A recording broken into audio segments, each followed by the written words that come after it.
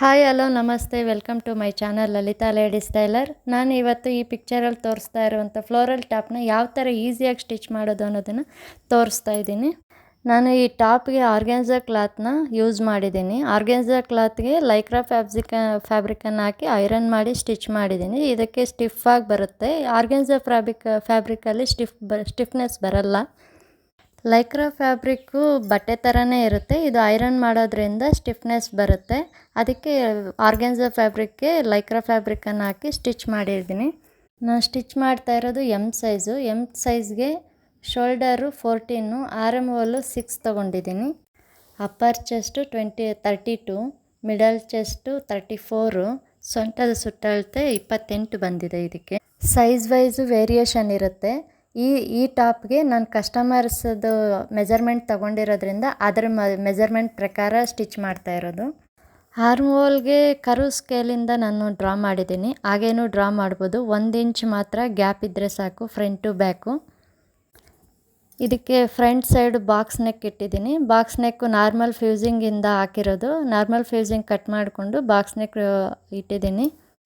Back side ಯಾವುದೇ ರೀತಿಯಾದ neck ಇಟ್ಟಿಲ್ಲ. 1 ಇಂಚ್ ಮಾತ್ರ ಕಟ್ ಮಾಡಿಕೊಂಡು ಅದಕ್ಕೆ ಪಟ್ಟಿ ಹೊಲ್ದಿದ್ದೀನಿ ಅಷ್ಟೇ. ಫ್ರಂಟ್ ಸೈಡು ಬಾಕ್ಸ್ ನೆಕ್ ಹೊಲ್ದಿದ್ದೀನಿ. ಅದು ನಾರ್ಮಲ್ ಯಾವ ಥರ ನೆಕ್ ಸ್ಟಿಚ್ ಮಾಡೋದು ಅನ್ನೋದನ್ನು ನಾನು ಪ್ರೀವಿಯಸ್ ವೀಡಿಯೋಗಳೆಲ್ಲ ಹಾಕಿದ್ದೀನಿ. ಒಂದ್ಸಲ ಚೆಕ್ ಮಾಡ್ಕೊಳ್ಳಿ. ಈ ಥರ ಟಾಪ್ಸಲ್ಲಿ ಫ್ಯೂಸಿಂಗು ಐರನ್ನು ತುಂಬ ಇಂಪಾರ್ಟೆಂಟ್ ಆಗಿರುತ್ತೆ. ನೆಕ್ಕು ಸ್ಟಿಫ್ನೆಸ್ ಬರಬೇಕು ಅಂದರೆ ನಾವು ಕೆಲವೊಂದು ಫ್ಯಾಬ್ರಿಕ್ಕಿಗೆ ಕೆಲವೊಂದು ಟಿಪ್ಸನ್ನ ಫಾಲೋ ಮಾಡಬೇಕು. ಅದೇ ಥರ ಟಿಪ್ಸನ್ನು ನಾನು ಇದರಲ್ಲಿ ಫಾಲೋ ಮಾಡಿದ್ದೀನಿ. ಇದನ್ನು ಒಂದು ಸಲ ಅಬ್ಸರ್ವ್ ಮಾಡಿ ನೋಡಿ. ನೆಕ್ಸ್ಟು ಪೋಟ್ಲಿ ಬಟನ್ಸು ಇದರಲ್ಲಿ ಆ್ಯಡ್ ಮಾಡಿದ್ದೀನಿ. ಪೋಟ್ಲಿ ಬಟನ್ಸ್ ಯಾವ ಥರ ಮಾಡೋದು, ಪೋಟ್ಲಿ ಬಟನ್ಸ್ನ ನಾನು ಟೆಕೋಲಮ್ ಬಾಲ್ಸಲ್ಲಿ ಮಾಡಿದ್ದೀನಿ. ಟೆಕೋಲಮ್ ಬಾಲ್ಸಲ್ಲಾದರೂ ಮಾಡ್ಬೋದು, ನಾರ್ಮಲ್ ಬಟ್ಟೆಯಲ್ಲಾದರೂ ಮಾಡ್ಬೋದು. ಬಟ್ಟೆಯಲ್ಲಿ ಮಾಡಿದ್ರೂ ಚೆನ್ನಾಗೇ ಇರುತ್ತೆ. ನಾನು ಇದರಲ್ಲಿ ಮಾಡಿದರೆ ಸ್ವಲ್ಪ ರೌಂಡಾಗಿ ಚೆನ್ನಾಗಿ ಫಿನಿಶಿಂಗ್ ಬರುತ್ತೆ ಅಂತ ನಾನು ಇದರಲ್ಲಿ ಈ ಥರ ಬಾಲ್ಸ್ನ ಯೂಸ್ ಮಾಡಿ ಪೋಟ್ಲಿ ಬಟನ್ಸ್ ಹಾಕಿದ್ದೀನಿ. ಇದು ಪಿಂಟ್ರೆಸ್ಟ್ ಇನ್ಸ್ಪೈರ್ಡ್ ಡಿಸೈನ್. ಇದೇ ಥರ ಡಿಸೈನ್ಸನ್ನು ಯಾವ ರೀತಿ ಈಸಿಯಾಗಿ ಸ್ಟಿಚ್ ಮಾಡೋದು ಅನ್ನೋದನ್ನು ನಾನು ನನ್ನ ಚಾನಲಲ್ಲಿ ಅಪ್ಲೋಡ್ ಮಾಡ್ತಾ ಇರ್ತೀನಿ. ಇದೇ ಥರ ವೀಡಿಯೋಸ್ನ ನಾನು ಆಲ್ರೆಡಿ ಅಪ್ಲೋಡ್ ಮಾಡಿದ್ದೀನಿ. ಇದೇ ಥರ ವೆಸ್ಟರ್ನ್ ಡ್ರೆಸ್ಸಸ್ಸು, ಟ್ರೆಡಿಷ್ನಲ್ ಡ್ರೆಸ್ಸಸ್ ಎಲ್ಲನೂ ಸ್ಟಿಚಿಂಗ್ ವೀಡಿಯೋಸ್ ಅಪ್ಲೋಡ್ ಮಾಡ್ತಾ ಇರ್ತೀನಿ. ವೀಡಿಯೋಸ್ ಅಪ್ಲೋಡ್ ಮಾಡಿದಾಗ ನೋಟಿಫಿಕೇಷನ್ಸ್ ಬರೋದಕ್ಕೆ ನನ್ನ ಚಾನಲ್ನ ಸಬ್ಸ್ಕ್ರೈಬ್ ಮಾಡ್ಕೊಳ್ಳಿ. ಸಬ್ಸ್ಕ್ರೈಬ್ ಮಾಡಿಕೊಂಡ್ರೆ ನೋಟಿಫಿಕೇಷನ್ಸ್ ಬರುತ್ತೆ. ಹಾಗೆ ಲೈಕ್ ಆ್ಯಂಡ್ ಶೇರ್ ಮಾಡಿ.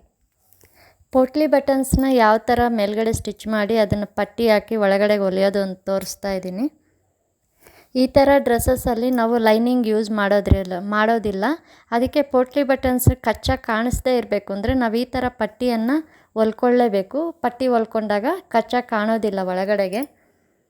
ಲೈನಿಂಗ್ ಹಾಕದೇ ಇದ್ದರೂ ಲೈಕ್ರಾ ಫ್ಯೂಸಿಂಗ್ ಹಾಕಿರೋದ್ರಿಂದ ಇದು ತುಂಬ ಚೆನ್ನಾಗಿ ನೀಟ್ ಫಿನಿಶಿಂಗ್ ಬರುತ್ತೆ. ಪೋಟ್ಲಿ ಬಟನ್ಸು ಮೇಲೆ ಕಾಣಿಸುತ್ತೆ, ಆದರೆ ಒಳಗಡೆ ಕಚ್ಚಾ ಇರೋದು ಕಾಣಿಸಲ್ಲ. ನಾವು ಆರ್ಟಿಫಿಷಿಯಲ್ಸ್ ಏನು ಬಟನ್ಸ್ ಇಟ್ಟಂಗೆ ಅಷ್ಟು ನೀಟ್ ಫಿನಿಶಿಂಗ್ ಬರುತ್ತೆ ಈ ಲೈಕ್ರಾ ಫ್ಯೂಸಿಂಗ್ ಯೂಸ್ ಮಾಡೋದ್ರಿಂದ. ನಾರ್ಮಲಾಗಿ ಪಾಲಿಸ್ಟರ್ ಕ್ಲಾತ್ ಆ ಥರ ಹಾಕಿ ಹೊಲಿದ್ರೆ ಇದು ಅಷ್ಟೊಂದು ಫಿನಿಶಿಂಗ್ ಬರಲ್ಲ, ನೋಡೋಕ್ಕೂ ಚೆನ್ನಾಗಿರಲ್ಲ, ಹೆವಿ ಅನಿಸುತ್ತೆ. ಅದಕ್ಕೆ ನಾನು ಲೈನಿಂಗ್ ಯಾವುದನ್ನು ಯೂಸ್ ಮಾಡ್ದಿರ ಲೈಕ್ರಾ ಫ್ಯಾಬ್ರಿಕ್ ಹಾಕಿದ್ದೀನಿ. ಸ್ಲೀವ್ಸ್ಗೆ ಬಫ್ ಬರೋದಕ್ಕೆ ಎಲಾಸ್ಟಿಕ್ಕನ್ನು ಯೂಸ್ ಮಾಡಿದ್ದೀನಿ. 1/4 ಇಂಚ್ ಎಲಾಸ್ಟಿಕ್ಕನ್ನು ಹಾಕಿ ಬಫ್ ಬರೋ ಥರ ಸ್ಲೀವ್ಸ್ಗೆ ಹಾಕಿದ್ದೀನಿ. ಎಲಾಸ್ಟಿಕ್ ಹಾಕಿ ಸ್ಟಿಚ್ ಮಾಡೋದ್ರಿಂದ ಕೆಲಸ ಕಮ್ಮಿ ಆಗುತ್ತೆ, ಫಾಸ್ಟಾಗಿ ಆಗುತ್ತೆ. ಅದಕ್ಕೆ ನಾನು ಎಲಾಸ್ಟಿಕ್ ಹಾಕಿದ್ದೀನಿ. ಹಾಗೇನು ಬಫ್ ಸ್ಲೀವ್ಸ್ ಇಡ್ಬೋದು, ಆದರೆ ಈ ಥರ ವೆಸ್ಟರ್ನ್ ಡ್ರೆಸ್ಸಸ್ಗೆಲ್ಲ ಸಾಮಾನ್ಯವಾಗಿ ಎಲಾಸ್ಟಿಕ್ ಯೂಸ್ ಮಾಡಿದ್ರೆ ತುಂಬ ಚೆನ್ನಾಗಿ ಬರುತ್ತೆ. ಇದನ್ನು ಜೀನ್ಸ್ ಪ್ಯಾಂಟ್ ಮೇಲೆ ಕಾಲೇಜ್ ಹುಡುಗಿಯರೆಲ್ಲನೂ ಯೂಸ್ ಮಾಡ್ತಾರೆ. ಈ ಥರ ಟಾಪ್ಸನ್ನ ತುಂಬ ಲೈಕ್ ಮಾಡ್ತಾರೆ. ಈ ಥರ tops short tops, long churidar, long Anarkali tops ಎಲ್ಲನೂ ತುಂಬ ಸ್ಟಿಚ್ ಮಾಡಿ ವೀಡಿಯೋಸ್ನ ಅಪ್ಲೋಡ್ ಮಾಡಿದ್ದೀನಿ. ಆ ವೀಡಿಯೋಸ್ನು ಒಂದು ಸಲ ಚೆಕ್ ಮಾಡಿ. ಈ ಥರ ವೀಡಿಯೋಸನ್ನ ಅಪ್ಲೋಡ್ ಮಾಡ್ತಾ ಇರ್ತೀನಿ, ಸಬ್ಸ್ಕ್ರೈಬ್ ಮಾಡ್ಕೊಂಡು ನೋಡಿ.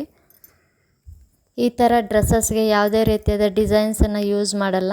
ಇದು ನೋಡೋಕ್ಕೆ ತುಂಬ ಸಿಂಪಲ್ ಆಗಿರುತ್ತೆ, ಹಾಕ್ಕೊಂಡ್ರೆ ಅಟ್ರಾಕ್ಟಿವ್ ಆಗಿರುತ್ತೆ. ತುಂಬ ಕಾಲೇಜ್ ಮಕ್ಕಳು, ಕಾಲೇಜ್ ಹುಡುಗಿಯರೆಲ್ಲನೂ ಇದನ್ನು ತುಂಬ ಲೈಕ್ ಮಾಡ್ತಾರೆ, ತುಂಬ ಇಷ್ಟಪಡ್ತಾರೆ ಈ ಥರ ಟಾಪ್ಸನ್ನು.